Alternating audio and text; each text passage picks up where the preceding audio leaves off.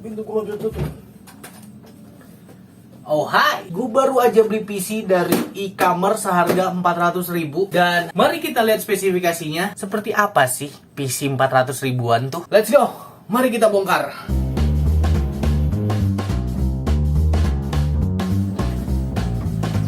Wow, kipasnya lumayan berisik juga ya. So, bentar, gua cabut biar kita bisa lihat. So, oke, ini jadi daleman mesinnya. Kondisi gue nyalain. Untuk sistemnya sendiri, setahu gue sih ini Core 2 Duo. Cuman gue nggak tahu Core 2 Duo-nya tuh Core 2 Duo apa gitu. Ntar gue cek kali ya di sistemnya. Ini baru gue nyalain soalnya. Dan ini kalau nggak salah DDR2 deh. DDR2, RAM-nya 2GB. Tapi gue nggak expect kalau kipasnya bakal seberisik ini sih. Nih, karena ini gede banget anginnya cuy. Ya, bahkan begitu dibuka, look at this. Ada kabel SATA nganggur, lumayan. Ini harddisknya yang mungkin cuma 250 gigaan. Ini ya seperti biasa, ini kebalik sih by the way, ntar gue puter deh di videonya. Tapi ini power supply yang lagi umum di pasaran, yang harganya lumayan murah, kayak 100 sampai 150 ribu. Tulisannya doang 500 watt, mungkin bisa di-push sampai segitu. Cuman ini pure cuman sekitar mungkin 300 something lah, 315 or 300 ke bawah, I don't know. Tapi ini ngerunning satu mesin ini lumayan aman, nggak ada problem gitu lah. Just in case lu pengen lihat seberapa berisik mesinnya begitu dia nyala.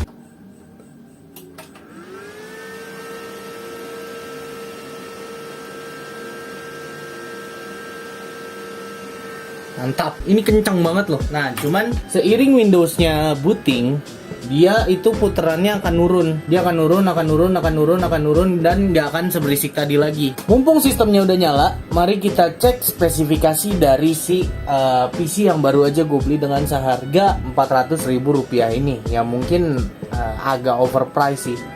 Cuman who knows, let's see the system. Untuk prosesornya ternyata kita dapat Intel Core 2 Duo yang M4600. Ini 2,40 GHz atau 2,40 GHz. Dan untuk RAM sendiri dia 2GB. Dan dia ini DDR2. Untuk display dia benar-benar pakai dari onboard tuh, makanya 256 Core 2 Duo. Yang gue yakin Core 2 Duo itu adalah salah satu prosesor kuat, karena banyak influencer lain yang dia itu main GTA pakai Core 2 Duo, GTA 5 pakai Core 2 Duo. Cuman disupport sama VGA yang emang worth it. Gue pakai, cuman ini dia karena nggak ada VGA-nya. Gue penasaran game apa yang kira-kira akan bisa di running di sini. So, sudah gue install beberapa aplikasi di sini. Gue udah install beberapa game yang emang masih bisa temuin, karena halangannya adalah ternyata game-game zaman dulu tuh kalau gue pengen dapetin kayak pirate copy-nya tuh udah agak susah sekarang.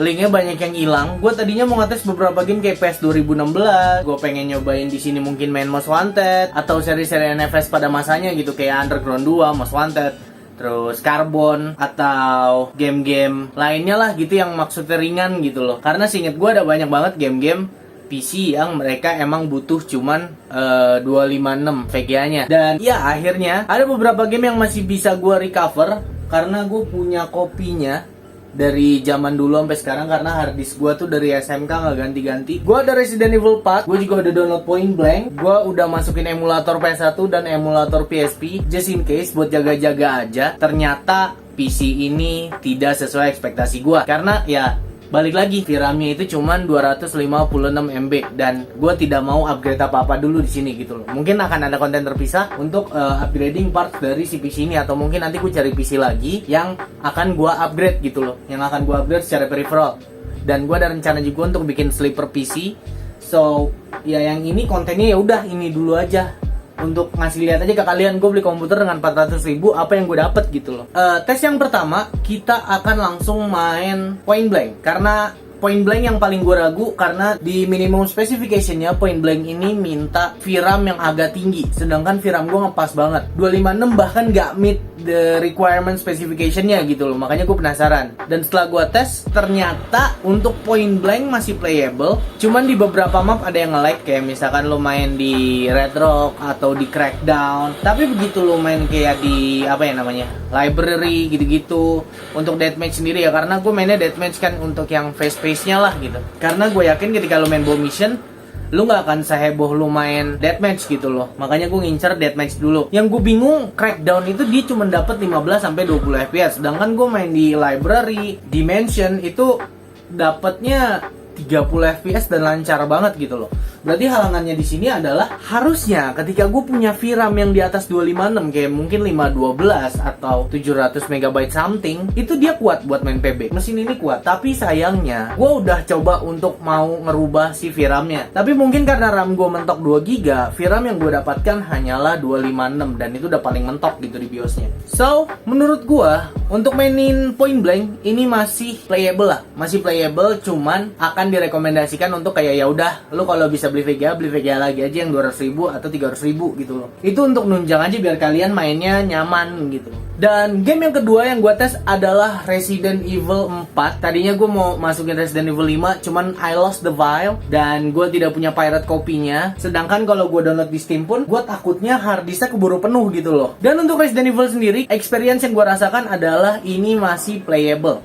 Balik lagi, masih playable, it's an okay, not too bad, but not too good either. Dan menurut gue nge-like-nya juga gak ganggu gitu loh. Paling yang ngedrop tipis doang, nggak yang benar-benar dari 30 ke 15, enggak. Dia turunnya paling kayak dari 30 ke 25, 25 ke 27, 27 ke 30 lagi. Jadi kayak nggak langsung nggak langsung gitu loh. Di game ketiga itu gue ngetes PSP emulator. PSP emulatornya gue tes di 2 game, FIFA Street sama Warrior Orochi. Karena ya gue sendiri pun agak jiper gitu loh, karena gue takutnya dia nggak kuat untuk running PSP emulator. Tapi ternyata lagi-lagi ekspektasi gue dipatahkan gitu loh. Dia bisa running untuk FIFA Street itu smooth banget di 30 fps. 30 fps nya aman, ngedropnya nggak parah, paling ngedrop cuma 25-26 dan masih playable. Cuman untuk Warrior Orochi 2, gue paham betapa chaosnya skill seorang Orochi.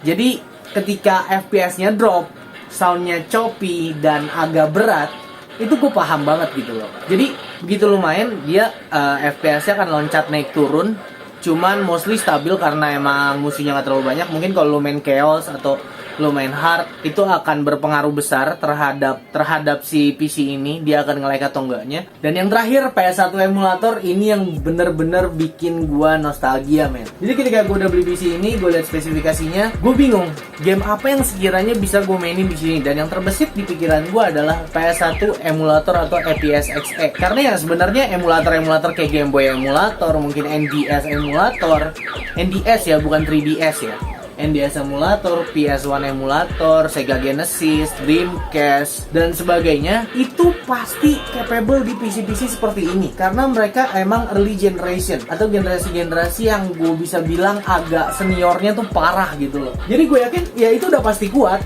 Makanya gue ngetes PS1 emulator ini di terakhir-terakhir. Ya karena hal itu tadi, gue merasa itu udah benar-benar aman dan itu adalah salah satu function dari PC ini. Kalau lu nanya game apa yang benar-benar kuat buat dimainin, of course, PS1 emulator, Sega Genesis, Dreamcast, N64, mungkin N64 masih kuat, emulator N64, terus Game Boy emulator, Nintendo DS emulator, itu masih pada kuat di sini. Dan PC ini itu bisa kalian jadikan sebagai sarana untuk nostalgia bareng teman-teman kalian, main game-game PS1, main game-game Sega Genesis, terus atau game-game lainnya yang emang dia diperuntukkan untuk multiplayer gitu loh. Jadi mesin ini tuh benar-benar mesin retro aja gitu loh. Kalian bisa memanfaatkan mesin ini sebagai salah satu mesin retro emulation yang ini nih nggak akan ada matinya, karena kalian akan perlu momentum-momentum dimana kalian benar-benar mau nostalgia. Dan kalau kalian mau upgrade, kalian tinggal tambahin VGA yang mungkin 1 gigaan atau 2 gigaan. 2 giga mungkin agak overkill, 1 giga aja. VGA 1 GB dan kalian tambah RAM-nya 2 GB lagi, kalian udah punya sistem yang mungkin akan mumpuni untuk main GTA 4, GTA 5 dan banyak lagi game-game lainnya yang menurut gua itu akan bisa di-running di PC seharga 400.000 ini. Overall menurut gua nggak tahu ini gua rugi atau enggak, tapi ya setahu gua kan prosesor Core 2 gocapan ya, cuma ini oke-okean lagi gitu loh. Gue yakin orang yang nge-build ini pun pada awalnya mereka gambling, apakah gue akan dapat prosesor yang tewas atau tidak gitu loh. Apakah gue akan mendapatkan motherboard yang cacat atau enggak. Karena gue beberapa kali dapat motherboard cacat juga, yang di audionya nggak bisa muter lah, tiba-tiba USB portnya nggak ada yang fungsi lah, ini itu, dan setelah dites ini juga aman gitu. Dia bahkan ada speaker langsungnya gitu. Jadi apa yang ngebuat si PC 400.000 ini unik menurut gue, karena dia ada built-in speakernya. Jangan berekspektasi tinggi dengan kualitas suaranya, tapi nih kalian denger deh, mumpung gue mau muter audio dan gue takut kena copyright, gue berharap ini nggak kena copyright ya. Jadi if you remember, gue punya salah satu teman yang bernama Kerry Astina. Ya pasti kalian ingat sih, karena dulu kalau kalian pernah nonton video lama gue, kalian pasti pernah lihat gue kolaborasi sama Kerry Astina. So, Kerry Astina baru aja ngebentuk band namanya Anarcute, dan mereka baru aja rilis lagu. Bertepatan dengan rilis lagunya Anarcute, gue pengen nyetel lagunya di speaker mesin retro kita ini. Gue bilangnya mesin retro ya, padahal nggak retro-retro banget. Gue berharap ini casingnya tuh putih gitu loh, kayak casing jadul gitu loh. Yuk, langsung aja sekarang kita dengerin penggalan dari Anarcute, Dunia Belum Berakhir.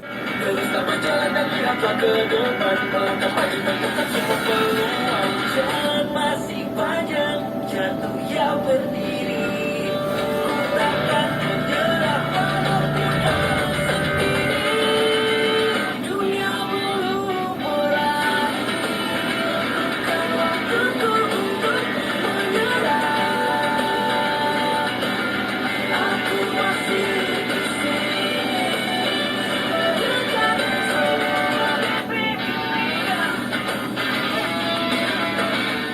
So, jadi itu dia tadi lagu Anarcute. Kalian bisa langsung cek channel mereka untuk dengerin lagunya. Speaker ini masih worth it untuk kalian dengerin gitu loh, karena ya ada built-in speakernya yang gue bahkan nggak tahu built-in speakernya di mana keluar suaranya, karena nggak ada celah gitu men. Gue nggak tahu suaranya keluar dari mana, mungkin dari depan sini atau gimana. Tapi yang gue tahu kualitas audionya not bad untuk kalian yang mungkin perlu cuman buat dengerin lagu, atau butuh cuman buat nonton YouTube atau something yang nggak perlu kualitas audio segitu bagusnya gitu loh. However, karena gue udah punya Lily dan PC ini sebenarnya itu hanya untuk konten aja. So if you're watching Austin Evan itu suka iseng kayak dia beli PC atau ngerakit PC dari Wish atau eBay or something like that, dan gue pengen nyobain hal itu juga gitu loh. Gue mencoba beli PC dari salah satu e-commerce yang tidak akan gue sebutkan. PC ini akan gue jual, gue upload di e-commerce gue, linknya ada di deskripsi. Harganya 400.000. As you can see, tadi performanya gue juga udah liatin ke kalian apa aja yang bisa dilakuin sama PC ini untuk main game. Dan mungkin lebih banyak lagi yang akan bisa dieksplor setelah kalian upgrade dan sebagainya. Dan setelah kalian upgrade ini ya, kalian paling tinggal beli perintilan-perintilan kayak stick PS kalau kalian mau main PSP emulator atau PS1 emulatornya. Atau mungkin kalian butuh monitor sih, gue yakin kayaknya orang nyaris pada punya deh. Kalau belum punya ya monitor banyak sih yang 300 ribuan. Itu udah 16 inch dan menurut gue worth it aja buat dibeli gitu. Asal kalian juga pintar-pintar ngeceknya ya. Semua info yang kalian butuhin tentang komputer ini, kalau kalian kepo, itu semuanya udah ada di deskripsi. Ini gue jual seharga gue belinya 400.000, dan gue nggak tahu mungkin masih bisa negotiable dikit kalau mau COD dan sebagainya. Tapi kalau mau e-commerce biasanya harga udah fix. So, nama gue Leo Komara Putra, I'm out.